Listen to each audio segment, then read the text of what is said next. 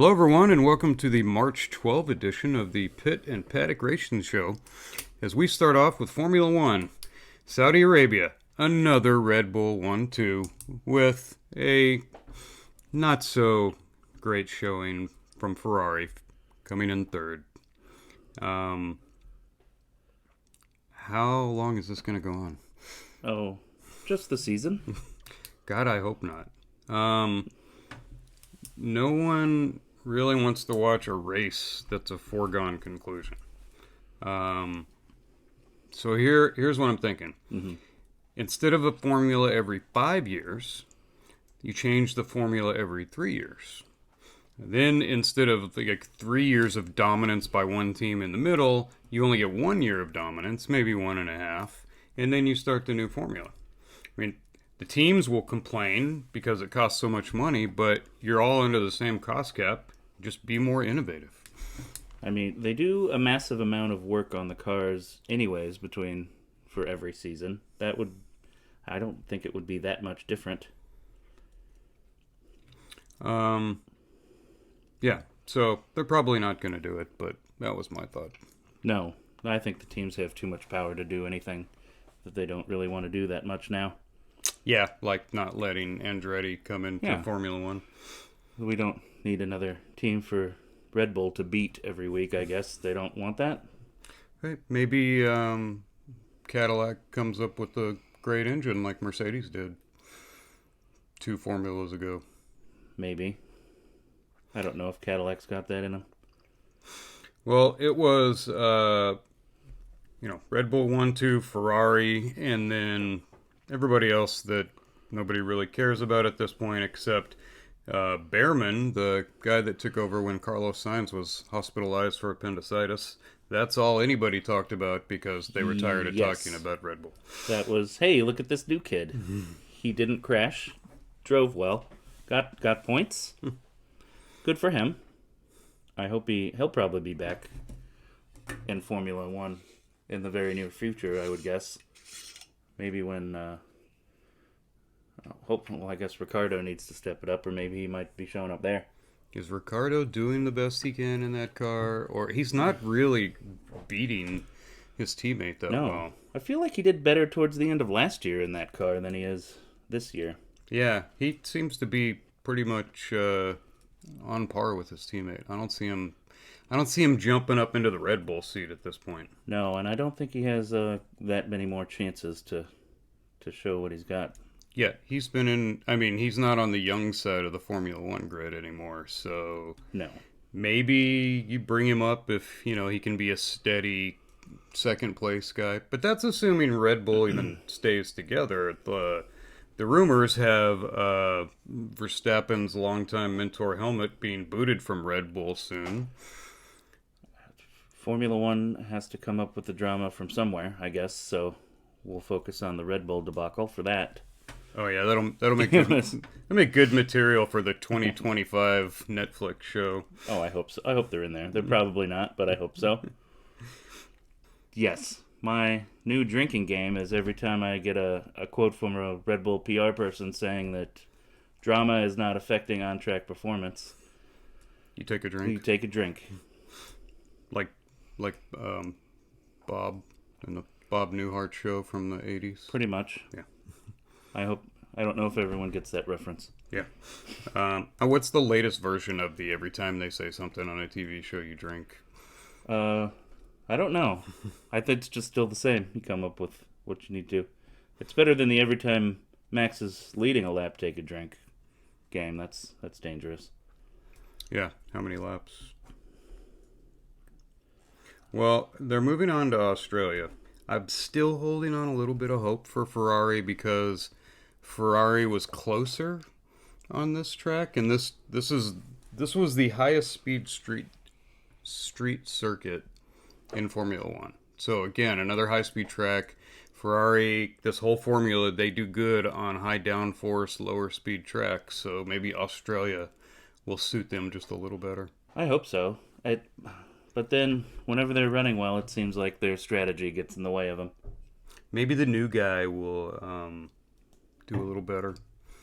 He'll bring in some French strategy to the team. Have they said if he'll be back or not? Will Sainz be back for that race? Or Sainz, he says he's going to, but they always say that. oh, okay. They always want to come back. I know Ferrari's got 100 people back in Maranello crunching numbers, and they can't figure out how to tell Leclerc to come in for fresh tires like everybody else at the Las Vegas race that he should have won. I noticed that Ted Kravitz, that does Ted's Notebook for Sky Sports, which we're not allowed to see in the United States unless somebody from another country puts it on YouTube. Yeah, Kravitz was not at the Saudi race, and I don't know why. He's at every race. Interesting. I remember him saying now, I think at the end of Bahrain, after he did his post-race notebook, he said he wouldn't be at the Saudi race. And I'm like, did the Saudis, did he do something to get himself kicked out of Saudi Arabia? I don't know. It seems like an easy thing to do, actually. Last year I watched, I think, what's the one race that Mercedes won year before last? Brazil? Brazil with George Russell won. And I watched Ted doing his notebook at the end of the race. They brought the actual trophy out to the fence that separates the fans that they let, after the race they let fans inside. And that there's a fence that separates them. It's the race fence, right? That separates them. Mm-hmm.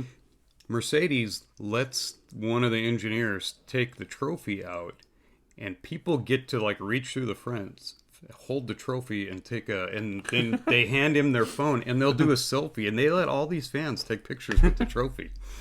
And then the other half of the fans wanted a picture with Ted. No thanks. Ted, please. Yeah. The trophy's cool. Can I have a picture with Ted? Apparently Ted's pretty big in Europe. And none of them broke it? No. Wow, that's even better than... Who was it on the podium last year that broke... Was it Max that broke the third place trophy or something? Was that one of those trophies that doesn't really look like a cup? Yes, I think so. Is it because that's a rule in Formula One? All the cups have to actually look like a cup or a dish or something. A lot of dishes now. People think the dishes are more interesting. One of them still has a trophy that's in the shape of the track, but it's kind of cupish. I don't know. You want to move into IndyCar? IndyCar. Let's move into IndyCar. What happened at St. Petersburg? A dominant performance from Newgarden. That's what... I'm just going to add Verstappen into everyone's name if they dominate a race now. We used to call him Verkrashen back when Red Bull was third place. And he was always pushing a little too hard to... Yeah, and crashing into people. He was Max Verkrashen. But you're talking about Newgarden, Newgarden. Got him. Yeah, see, that's clever. Because it's... I see what you did there. Anyway. Another fuel-saving race. Well, not another, but the first. I hope... It was a pretty good race, I thought. I really am not a great fan of fuel saving. I understand its place, but not every race needs to have fuel saving. That's how Danica Patrick got her one first place win in IndyCar. It's okay when that happens. Oh.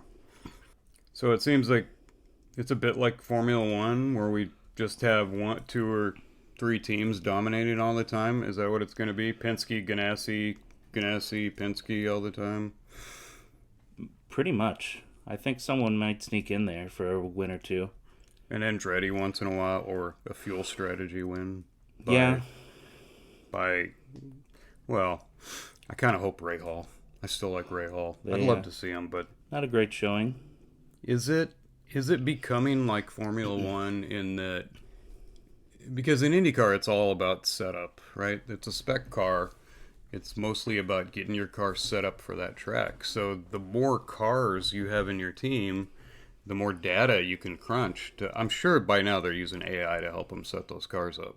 I've all sorts of simulator runs all week long. Because it seems like it's the not just 2-car teams, but the 3, the 4-car teams that tend to win the races just because they can crunch the most data or have the most data on that track and can set the car up. I think that's a big part of it, having the extra daddy come in. Same thing kind of with NASCAR and the 4-car teams compared to a 2-car team. You just have so much extra data there. At least Andretti avoided the carnage of last year. It didn't like every one of their cars got crashed out in Yes. St. Petersburg last year.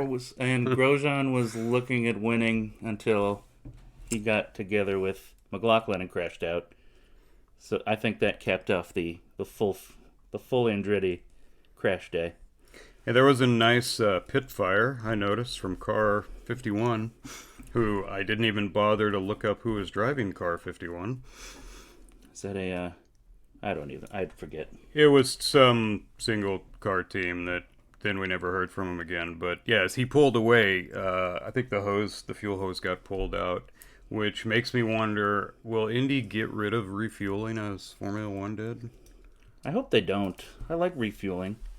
I think it should be I think Formula One should bring it back, maybe in a different way. NASCAR uses the can that the guy holds, so if the car pulls away, there's a stop valve in the can. The can just falls, or the guy grabs it. Causes a lot less fires that way. You think it's safer to have the can than the fuel pump? I mean, they basically have a gravity-fed tank in the pit stall in IndyCar. I can't really... Maybe it is. I don't see as many massive flames when the hose gets ripped out. It was even more interesting when IndyCar ran alcohol, because some guy would just be flailing around and nobody would realize that he was on fire because you can't see it. Well, that's an interesting dance down there in the pits. Oh no. Oh wait, I think Bob's got a problem. Bob's got something in his underwear. Oh nope, Bob's on fire. Sorry, Bob. The refueling, I don't know if I want to say it's hurt Formula One. I've gotten used to it. At first I thought it was a dumb idea, but there's a little bit of interest because the car changes a lot over the course of the race from heavy fuel to light fuel. So there's an opportunity for a little more strategy there. I might like the no fueling option. I think they're able to pull it off if they have a single tire supplier, because then where they have to switch compounds at least once during the race. Right. I think that would make it possible, because IndyCar has the same thing, so it might be an option. Well, IndyCar tried to do standing starts on their road courses. Oh yes. That did not last. No, they did 2 of them. Yeah, it was it 2 seasons ago, 3 seasons ago. Yeah, well, too many guys would stall out on the grid, and then they'd have to start over, and it just didn't work out for them. Back to rolling starts. Yeah, rolling starts. Rolling starts are good on ovals. I don't know if that they're so good on any kind of road or street course, because if you're in the back, you're so far behind by the time you just don't have a chance. Before the race even started this week, there was a bit of turmoil with the owners. Apparently they've had some calls with each other discussing Penske's direction with the series. And then Andretti came out with a statement about if Penske isn't able to make the right investments to take IndyCar in a good direction, then they should perhaps sell the series. I did read that yeah, he kind of made that statement of if you're not going to do something, then sell it to someone who will. With increasing engine costs, and then he said that there was a steep rise in administrative and operational costs charged to the team owners. That I could see how that would be an issue. Oh yeah, everybody loves more administrative layers onto their company. I mean, if you're adding people that are, selling advertising, or maybe you added a couple people to go figure out how to bring more people to the track, I could see it. But if you're just hiring your grandson's daughter to get a job, then yeah, I could see why Andretti's not happy.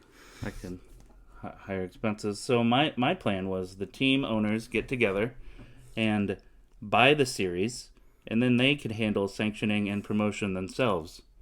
Just, the group of team owners. I don't see any way that would go wrong. Like Champ Car? No, that's a ridiculous idea. This would be completely different, and no one would ever split, and everything would work out fine. Yeah. Well, I don't know. Everybody had a lot of faith in Penske. We'll give him a little bit of leeway to see what he does. This is his first year as owner, so we'll see what he can do. But Well, the improvements at the Speedway have been excellent, I've heard. So hopefully it's a slow build. we'll find out. Yeah, what are they going to do differently at the Indy 500 this year? That because that was one of Penske's biggest issues, is he didn't think the Indy 500 was run well. So I'm interested to see what kind of changes he's going to make. Hopefully he's working on making IndyCar great again. Which, speaking of making IndyCar great again, I think they need to start with the cars. The cars are better than they were a couple generations ago. That's true. That's just as far as the aesthetic of the car, but I think they're starting to look too much like a prototype Le Mans car that got stripped down a little bit. I'd like to get rid of the rear fenders and that windshield. That windshield's got to go. I mean, I'd rather have the halo from Formula One than the windshield from IndyCar. When you look, it does give it a bulky appearance. Kind of like a prototype. Yeah, looks like a prototype car that you cut the top off. And I don't know why they went with that over a halo. Yeah, I mean, I don't like the thong halo with the bar right in the middle, but maybe 2 bars off to the side a little bit. The whole idea wasn't to stop like a spring from bouncing into your helmet. It was to stop big things like tires and big chunks of car from killing you, like Justin Wilson. So I don't see why they have to have that. Why you have to have a halo with 1 big bar in the middle. You could have 2 of them just slightly to the side so that you have enough visibility. I think that might work. Yeah. I mean, with the windshield, when they get into the warm months, they have to put a little air scoop on top of it so the drivers don't overheat. Yeah, that is a little ridiculous. That alone should tell you what a bad idea it is. I'm not sure why they need the fenders. Maybe on a super speedway to keep from flying away, but Okay, I can live with them on a super speedway. But on a street course, or 80% of their tracks they're on, Yeah. they just make it look like a full-size car. I understand safety is important. Safety is more important than aesthetics, but when your race series is struggling and you're trying to bring people in, then making the car look better is going to help. You got to do everything you can do. And what I'd also like to see fewer foreign drivers. I think I counted almost 50% of the field as foreign drivers. Yeah. Maybe that's okay when you're an international race series, but when you're an American race series, I think you'll do better with more American drivers that the people can relate to. Probably. Or at least more interesting foreign drivers. I remember how the Brazilians from back became pretty popular, Helio and Tony. The Canadians almost count. Yeah. Paul Tracy was great. He was fun. Some of the Australians, but still, 50% foreign. People relate to the driver. They don't relate to the car. They don't relate to the team. At least not in this type of race series. So I think they need to have more drivers that are from the U.S. that people can relate to if they're going to grow the series in the U.S. If you're trying to grow an international series, then that's another story. There's a lot of F2 drivers with large bank accounts that can't find a Formula One ride that need somewhere to go. Yeah. Is my guess is a lot of that problem. Yeah, they do have a bit of pay-to-play drivers that can bring a big sponsor over, and that's how you get. But it's IndyCar. It's not Formula One budget. It's not massively expensive to run a car. No, I think it's even cheaper than NASCAR now. Yeah, no, I'm sure it is cheaper than NASCAR with the spec chassis and only 2 engine manufacturers. I still want to see Ford move back into IndyCar. That would be nice. I think, okay, that's enough bashing on IndyCar. Okay. Which, way too much of that. We're trying to be helpful. I wish they didn't make it so easy, actually. Yeah, that's true. Coming up this next weekend, we've got the $1 Million Challenge at Thermal in California, or they're calling it the All-Star Race. But everybody's invited? Yes. Okay. They're all stars. Everyone is a star. Everyone's a star. You all It's get like a star. elementary Yeah. school. It's the elementary school race where everybody gets an A. So the bit of a unique setup for that race. They're going to do qualifying on Saturday. They're going to have 2 heat races, half the field in each. And then the top 6 from each of those races will advance to the final race. The winner gets $1 million. All the rich people in Thermal are happy, and we all had a good time. Can I race if I say my lived experience is an all-star IndyCar driver? Yes, if you also have $1 million extra For the car? on top of that. Yes. Oh, and the team. Mm-hmm. The team can't cost that much. What do those guys make a year? Like $30,000? It's barely more than Jack in the Box. I don't know. I asked one of those at the last IndyCar race that they had at Phoenix before they remodeled it and took out our infield RV spot. I asked one of the drivers, if you're, or one of the engineers, if you wanted to be if you're a young person and you want to be a team engineer, like work on an IndyCar team, what should you study? Is it mechanical engineering, aeronautic? And he said electrical. He's like, there's so much. He's like, electrical or computer? And this was, when did they remodel? 3 years ago? Yeah. No, this was pre-pandemic. This would have been 2018. Was it when they were at Phoenix? Yeah, the third Phoenix IndyCar race. And that's what the team people were telling. Remember the one where we saw Robin Miller walking around? Yeah. Before he died, and we're like, oh my, I didn't realize Robin Miller was so tall. That was good paddock access at the IndyCar races. Oh yeah, I got to see everybody. I got to talk to Elio, Ray Hall. We saw Mario Andretti.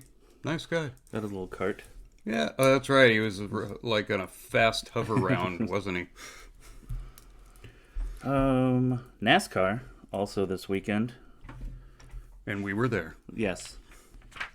I went to the race on Saturday also and got to enjoy Chandler Smith winning.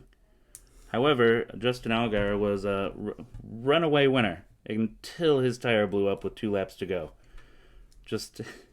That was tough to watch. Did he not pit in time, or did he just get unlucky with the tire? He just hit something when he kind of went down low in turn 1. Looks like tire nicked something, and it just blew. We were both there for the Cup race. Yes. It was weird seeing them cut across the apron on that dog leg. Yep. That's they kind of turned that into a thing to make the race interesting at Phoenix now. You think they did that on purpose with the track redesign? Yes. Something to make it stand out from the other tracks is my guess. I wanted to interview a driver and ask, how much did it hurt when you're at top speed and you cut down onto that apron? Because you could see the cars bounce. Oh, they make the sound. I saw a picture of the transition, and it's all grooved out from where all the splitters are. Oh, all the rear diffusers, or it would be the splitters. Yeah, or grinding on it. Overall, watching it live, I would call it an average race. It wasn't a great race. It wasn't a bad race. It was just kind of average. It grew on me the more I thought about the race. While I was there, it was kind of tough to follow everything going on, but I realized there was a good amount of passing. Like, I think at the end, Christopher Bell started 20-something and made his way up to first through the last 50 laps. So passing wasn't as bad as I thought it was. Yeah, we were worried that passing would be pretty lame there, but it was okay. Yeah, Bell, he showed his quality.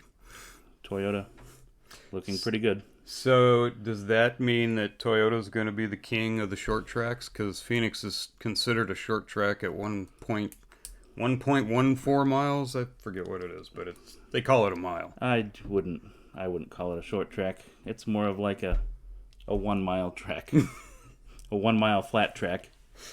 The passing was supposedly very, very good, according to Brad Moran, the Cup Series managing director. He said there were over 2,800 passes in the Cup race. And I said, I watched the Cup race. I don't think there's 2,800 passes. What is their qualification for an official pass? Well, that they didn't get into. But 312 laps. I did some math, which is rare. But I did some math. Here we go. 9 passes per lap. Do you see anywhere. 9 passes happening on every single lap of the race? Are we counting by like the timing lines, including a restart? That could average out. Oh yeah, because you get to start side by side. How about the pit where you come in and then you come out? Someone, Is that a yeah, pass? someone's in the pit. He gets passed by like 10 cars while he's in the pits. NASCAR didn't give me that kind of data, but I did calculate that it's about 28% of the cars get passed on every lap. That seems high. That seems high. So yeah, I wonder if they're not massaging those numbers to make lots of things qualify. But to if their pass. data, they use the same formula at every race, I wouldn't mind using it. Yeah, it's far more than Formula One. If I tried to do a percentage on Formula One, I think it would be like 0.04. Kevin Magnuson says no passing. No, oh yeah, Kevin's good at being a dam for his teammate, so they can score 1 point. Man, if they don't want you to pass, they can really get that done. Well, especially on a street course. NASCAR, I would like to see NASCAR do a series of street courses. Just Chicago. That is would the be only fun. one that I've seen. I would like to see them go do the Las Vegas street course that Formula One did. I'm sure Formula One will not let them run that track and use their pit stalls. They built a whole paddock. They won't let them use their paddock? I doubt it. Formula One's a little petty when it comes to those types of things. Yeah, weren't they the ones that stole the Indy 500's phrase, greatest spectacle in racing? Yes. If you say it in French, it doesn't count as a violation of their copyright. Sources also say that NASCAR brought a 3-inch spoiler and a weaker tire, as well as the diffuser. There was some debate about whether the diffuser was going to help or not during practicing. Drivers didn't seem to like it, but I mean, even if you get half of the lap passing they said they did, that's still pretty good for a race. That's more passing than they had in the races last year. Yeah. So, an improvement. Yeah. Oh, yeah, the weak tire, I don't know how, I mean, what do? Do you run a soft compound so it wears out faster? Yeah, supposedly. So tire management's a little more important while you're driving, and you can have people, passing, coming and going throughout the race that way. I don't really know if that helped a whole lot, but I guess all of it combined. A bit of a... So this has seemed to have been a problem since this next-gen car was released, is short track passing. Martinsville, Richmond, Just not a lot of passing. Phoenix a little bit. It's just tough to pass. But I don't know if I'm correct on this or not, but before Bristol was repaved, it was one of the toughest tracks to pass on. But it was one of everybody's favorite tracks. The Bristol night race, it would sell out 200,000 people every year. The fans would be on waiting lists to go. And that track was difficult to pass at. But what looks different to me is the drivers were a little more willing to bump people out of the way there.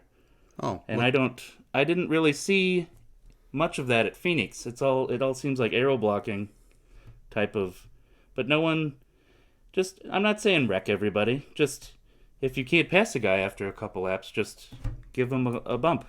That seems to be what NASCAR was built on, rubbing his racing. The chrome horn. Yes. Where did that go? Is everyone just afraid of being retaliated on, I guess? I don't know. All the drivers are too good of friends now. Sponsors don't like it when you crash their car. Everyone likes it but the sponsors, I don't know. In the very old days when I was young, on dirt tracks, Manzanita Speedway would give a $100 bonus to any driver that flipped it on the front stretch. Would that be allowed anymore?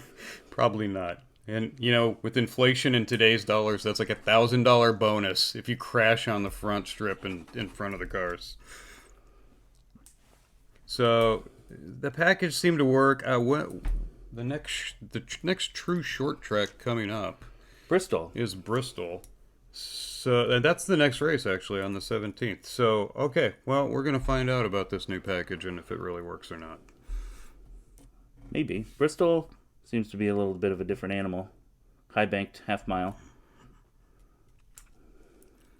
I did hear from sources that NASCAR's kind of backed off increasing horsepower? I, they always seem to. It's like, man, it's no passing, increase horsepower, right? Make it a little bit more difficult to drive.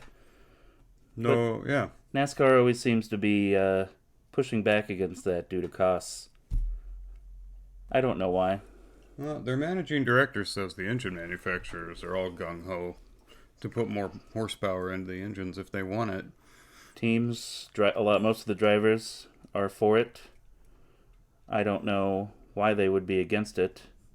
I had a little theory that maybe NASCAR was waiting to introduce hybrid technology and then they would increase horsepower just to make it more enticing to maybe some of the older NASCAR fans. Doesn't NASCAR still use unleaded fuel? I don't even know what they use now. Hey. At least they have carburetors. They still or have, non-carbureted engines now. yeah. I don't see NASCAR going to the hybrid engine anytime soon. No, I don't think so. I mean, you'd have to have like a huge manufacturer. Maybe if every car in America was hybrid or electric, and the manufacturers said we really want to make hybrids, then they might do it. I see them doing a lower series as a hybrid before I see them doing the Cup series. No, like Formula E. Like switching the trucks over or something like that.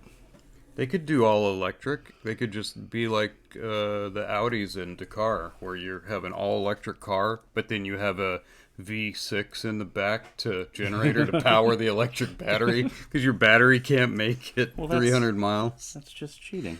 That's exactly what they did. It sounds really cool for like the first 30 yards, and then the engine kicks on. We just call that a hybrid then, I guess. That's a hybrid. It's burning a gas engine to charge the battery to make the car go and be clean. I do want to give a shout out to my man Gilligan, who finished a season high 17th with some wily pit strategy. Again, he did not have the Peanuts sponsor. He had a good run. Yeah. He was first for what, like 2 laps? There was 2 laps where he was in the lead. Waiting to pit. And he had a legitimate third, but then he didn't go in for the final pit, and then he just slowly got shuffled back to 17th because his tires were old. Apparently tires still matter in NASCAR. Apparently so. Yeah, they took a shot. That's not a bad finish for him. No, not at all. I'm sure he was happy to be in first, however short-lived it was. Which, I do want to back up and say, it's a 1-mile track. There were 312 laps, but it was the Shriners Children's 500. How do you call a 300-lap race a 500? And my 13-year-old child said, oh, you just convert to kilometers and you get 502. Boom. So, why was it necessary to call it a 500 when weren't all the other races a 300, the Desert Diamond 300? Why did it need to be a 500-kilometer race this time? That sounds cooler. I guess. I don't want to go to the whatever it is, 312. Ooh, 500. That's exciting. Yeah. Can you imagine sitting in those stands for 500 laps? No. I mean, I had hearing loss after 250 laps. I don't need the 500-mile race there. No, because they built the stands like an amphitheater. It curves around one side of the track. Just anyone else who is designing a racetrack, don't put the grandstands at the curved end of the track, because you create an amphitheater, and then when you have 32 unmufflered stock cars going past, you create a ear-damaging resonance. That gets loud even with ear protection in. Yeah. Well, that was my first time in the new stands. Every other time we were in the infield or the old stands along the old finish line, and it was fine. I mean, I've been to so many different racetracks, NASCAR, IndyCar. I've never been to a track that hurt my ears before. I went to the race at the Coliseum, NASCAR, when they ran in LA. It was a quarter-mile track that they built in the football stadium. Yeah. But they had special mufflers that they put on the car for that race because it was in the middle of the city, and I think it had a little effect because it seemed a bit quieter there for that than it did at Phoenix. You notice the exhaust faces towards the grandstand when they come around. It probably, it sounds cool on most tracks, but at Phoenix, it just makes it worse. That's definitely a place that you want earplugs or your headset. You don't want to go unprotected ears to Phoenix. I recommend the radio headset. It's much easier to follow along what's going on if you can listen to that. It is. Although I was pleased with the NASCAR app that gave you live streaming data during the race. That was pretty easy. Because I noticed on I think I took my Verizon phone. As soon as I got into the grandstand, the signal dropped completely. And you could not get any... You had the SOS signal. That was it. Free Wi-Fi, highlight of the NASCAR. Yeah, we had free Wi-Fi. Of course, they want your email to get free Wi-Fi. So of course they do. You can just make up anything and put at gmail.com and it goes through and sounds like a real email. Well, I'm sure it is a real email. I made up a fake email because I didn't want to give them my info and get 26,000 marketing emails. So I just made one up and I went through and I'm like, you know what? Somebody in Minnesota is going to be getting a bunch of race car spam email now going, Martha? Why am I getting all these emails? Actually, maybe they're retired and they're happy to get emails. I don't know. Maybe they'll come out. What did you think overall of the track experience for Phoenix with their remodeled Phoenix? It's not Phoenix International Raceway anymore. It's just Phoenix Raceway. The bathrooms are excellent. Much better than they used to be. And the seats are actually, I can actually sit in them comfortably for an entire race length and not be annoyed. They did up the concession prices quite a bit. Double. I paid $20 for a burrito. Double's low, but Triple. Parking. A little busy going in for me. I had a parking pass, so I got in a little quicker. You got to park in the special parking lot? Yes, and it was much closer to the track, so I didn't have to deal with the tram experience. I tried to get a parking pass, but they were all sold. They go pretty quick. Yeah. I had to park out in the plebeian parking lot with everybody else. It is nice that they have the tram because there was 2 or 3 years where there wasn't even a tram to get from those spots to the track. There's 3 trams that I saw. That's not enough trams. There's more than 30,000 people at the race, which was okay going in. The biggest problem going in was there's 4 gates to get into this huge parking area, but they would only have 1 gate open at any time, so everybody funneled down and you spent 20 minutes in traffic because they can't open more than 1 gate. So Phoenix, just open all 4 gates and have 4 lanes, each one going to a gate. I would think an elementary student could see that traffic control plan. You would think so. Exit traffic. I missed out on that. I got out right away because I ended up ripping my finger open on a staircase. So you left early. Out. I did leave early, and I missed the last 30-ish laps. I thought for sure my 13-year-old daughter would be done and she would want to leave a little early so we'd get out. Nope, she wanted to see to the end. This was her first full NASCAR race. Impressive. She wanted to stay. She liked the noise. I'm like, are you going to put your ear pods in to protect your ears? Nope, I like it. Okay. That's cool. I noticed a lot of, because I sit down in the cheaper seats, the bottom like 5-10 rows. Yeah. And I'll see a lot of people who have never been to a race before show up without ear protection or, the family, and they lose track of what's going on like 100 laps into the race, and they sort of drift out of the track. It's too loud, and the kids are ready to go. Yeah, after the first stint, we went out to look for a T-shirt because my daughter decided she liked the Gibbs car because it has Monster Energy on it. And I was surprised at the number of people not watching the race, just hanging out in the concourse. And I'm like, you spent like $100 to come here, and you're hanging out in the concourse. Half the people in the camping spots don't even go in. They just hang out and camp. I wish the concourse had some monitors set up where you could see the race. Don't most sporting facilities have monitors in the concourse? There was a couple. I noticed near the concessions up in the middle concourse, not the one down on the ground. Oh, you had to go up higher. Yeah. They did not have enough food vendors. The lines were massive. Yes, I saw massive lines. Outside of in the area just outside the grandstands. So we got in a line only to find out that, this is the order line. Then you have to go wait in the other 50-person deep line to actually pick up your food. So we went somewhere else. We finally got lucky and found a taco stand that had like 4 people in line. But they need more food vendors. The drink choice was Coke, Sprite. That's it. And, well, Diet Coke if you want to drink poison. But, yeah, Coke, Sprite, Diet Coke. Lots of alcohol choices, but non-alcoholic. Oh, well, there was lemonade. They did have some lemonade that, I don't know if it was homemade. They'd throw some lemon slices in there to make it look like they just made it, but it could have been powder for all I know. That's not bad. I've solved my issues with all that by grabbing a Subway sandwich and getting to the track 3 or 4 hours early with a cooler of beer and hanging out for a while with some friends. Then I don't have to worry about buying track food. Do most tracks let you take in a small cooler?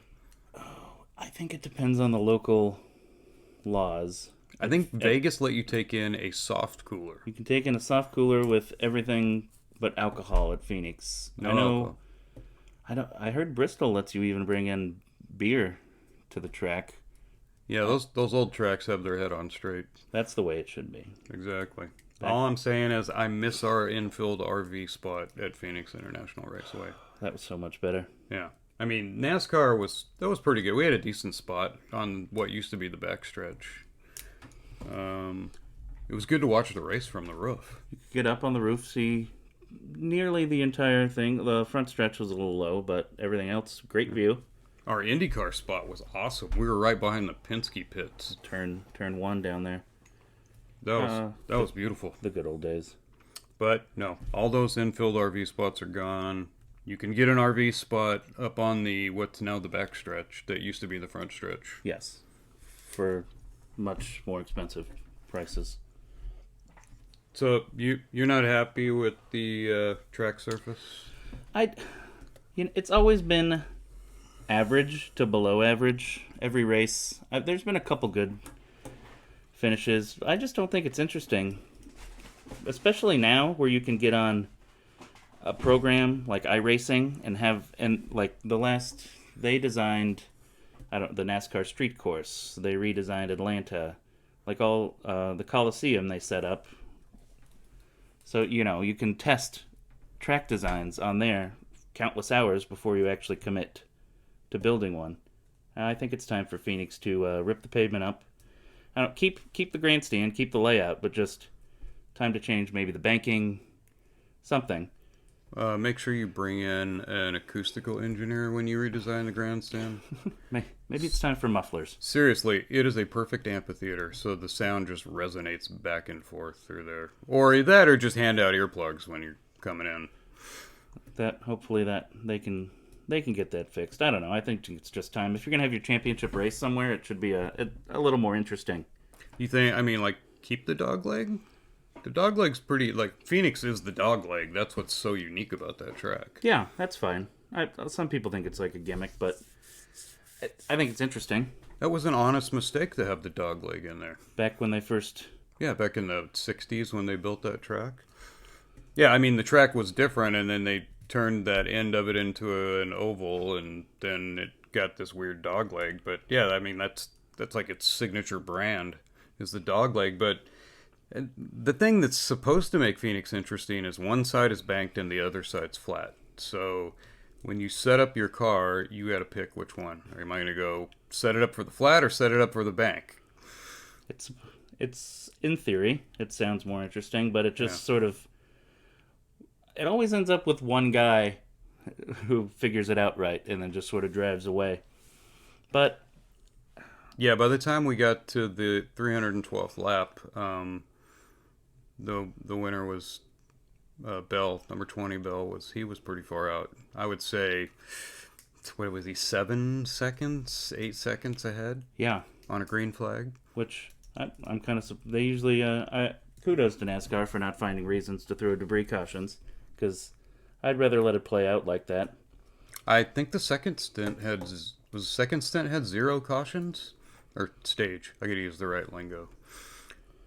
It was pretty clean. Yeah. Couple early crash, late crash, but What did Denny Hamlin do to spin himself out when he was in first place? I think he just drove a little too hard.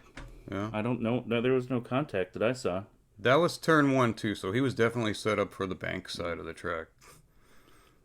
Even turn 1 and 2 is interesting because they go all the way from the top of the banking down to below the yellow line, and they use the what's the apron for racing too down there on that side. Yeah. I think they've made Phoenix about as interesting as they could with this race. The IndyCar races from a few years ago were turned into parades. They were just not good. No passing. Yeah, there was very little passing. It was not as bad as Monaco, but I think they should get on iRacing, talk to some engineers, design a track, test it before you put it down. Because I think when they repay Phoenix in 2011-ish, I don't think they had all that technology that they do now to test redesigns of tracks out. But, to finish it up, it wasn't Hendrick this time. It was Gibbs. Gibbs would have had a 1-2 if Ty hadn't worn out his tires getting back to the front. It was 1-2 for a while, and he slowly got past, but it was close. So I don't know. Is Toyota and Gibbs gonna be the short to medium track people? It seems like it. I thought Ford would do a little better. Blaney still got up there, but he usually does. But Ford also had the new nose, and I thought they would have a. But it looks like Toyota's the ones that figured it out. Who usually figures out Bristol? Oh man, I don't. It's been so long since they ran Bristol daytime without dirt on it. What's been 3 or 4 years? But before that, it was probably, it was Kyle Busch, but he was in a Gibbs car, Denny Hamlin, Logano. Yeah. When my daughter picked Ty Gibbs for her driver, and then I pointed out later that he drives for Joe Gibbs Racing, or she pointed out, oh, look, his name's Gibbs. Does he own the team? And I'm like, sort of. Eventually. Gibbs driving for Gibbs. That usually doesn't work out well, but he seems to be a pretty good driver. Comparatively. I mean, Austin Dillon is not quite doing as well. Oh, was he the one with the lawyer for a sponsor that ran around the back the whole race? Yeah, that's he runs Childress, his grandson. Yeah, that didn't work out so well. Just like Andretti, the father is amazing. The son, Michael Andretti did pretty well. He won championships. He went to Formula One. The grandson just didn't have it. Close. Yeah. Close a few times, but just not quite. You just lose that. I mean, it's like that with almost anything. You get one, the father or the mother, whoever the first one is, that's just amazing, and whatever their field is, and by the time you get to the grandchildren, it just dilutes down. And I don't know. I studied dynasties in school, and like everything from Ford to Renault to some of like the mining dynasties, Guggenheims, the bankers, and it's the same story every time. You get down a couple generations and they lose the fire, and the ones that survive are the ones that bring managers in to run it. But I'm off topic. That's okay. Okay.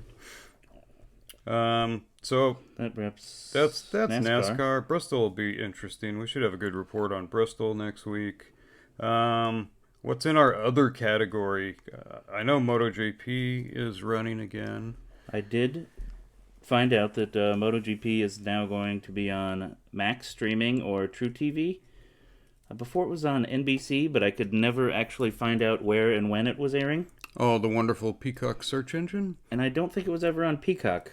Because I don't think they had the streaming rights, so I had to find... I was never able to watch it. But, knowing nothing about MotoGP in the last 10 years, I watched the race from LaSalle, Qatar. MotoGP's fun. I mean, I ride sport bikes just recreationally. I've never done track day on a sport bike, and I can tell you those guys got far more cojones than any other racing. Because when you go down on a sport bike, it's a lot closer to death It than looks a lot rough, of other. even though they have a suit of armor on. The slide suits tend to work better than jeans and a t-shirt. I can attest to that. Pretty entertaining. Nice 20 laps, about an hour long. So it's just a good amount of racing. Plus, Trackhouse bought a MotoGP team, the NASCAR team. So Ooh. that was interesting to watch. I think someone stalled out on the grid. So not a great start for them. I remember watching not the MotoGP series, but the American series, and Harley Davidson actually had a team for a little while. What happened to them? Their bike sucks. Did they just pull off a street cruiser and run that as a race bike? No, they had a division that made sport bikes, and it wasn't called Harley Davidson.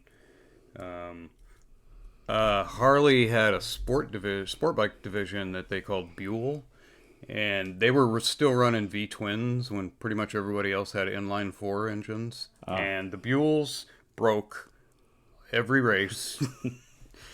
And when they finished a race, it was almost like a win. I watched them. They were in fifth place. This is more than a decade ago.